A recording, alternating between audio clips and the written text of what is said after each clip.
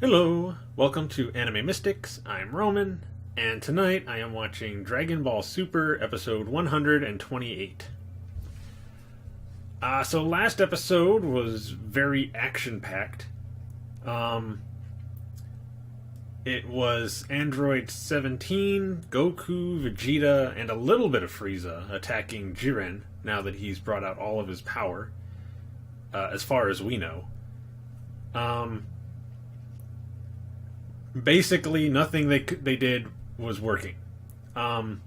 17 did damage him a little bit when he caught him by surprise with an attack to the back. But after that, nothing else worked. Frieza kicked him once.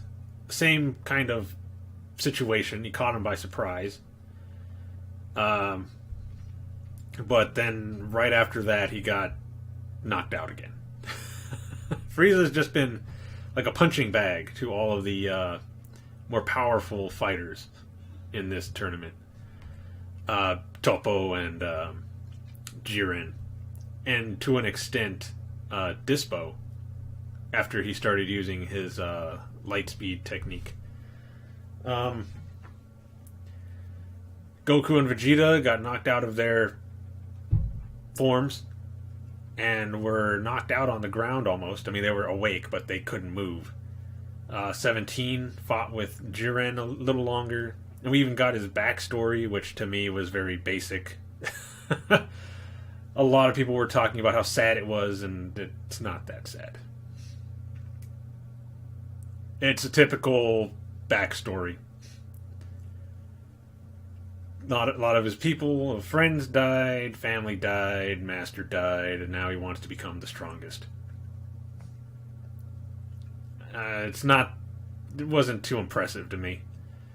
So, still, just a very basic character.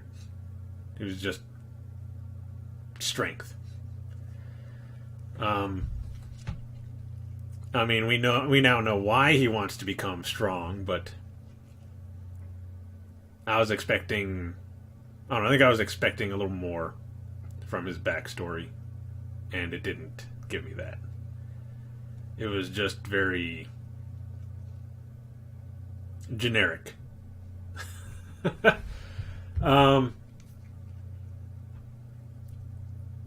But anyway, 17 is the only one who was able to fight at the moment. And he couldn't really do much. I mean, he's way weaker than Jiren, but he was doing what he could.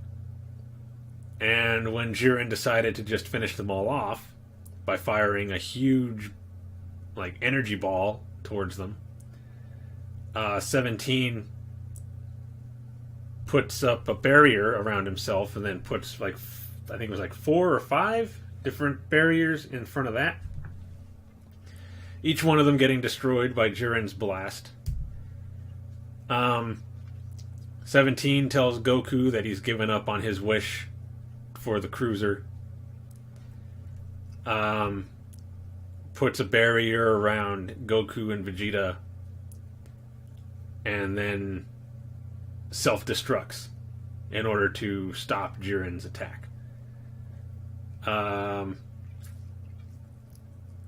Basically, he was just trying to stall for time to give Goku and Vegeta some rest so that they could get back into the fight. And now it's going to be Vegeta versus Jiren. And to be honest, I am not looking forward to this episode. Not because I don't think it's going to be a good episode, but because I do not want to see Vegeta get knocked off of the arena. Because we all know that is what's going to happen this time. In this episode, Vegeta's going to get eliminated, and then Goku is going to be the one who has to defeat Jiren.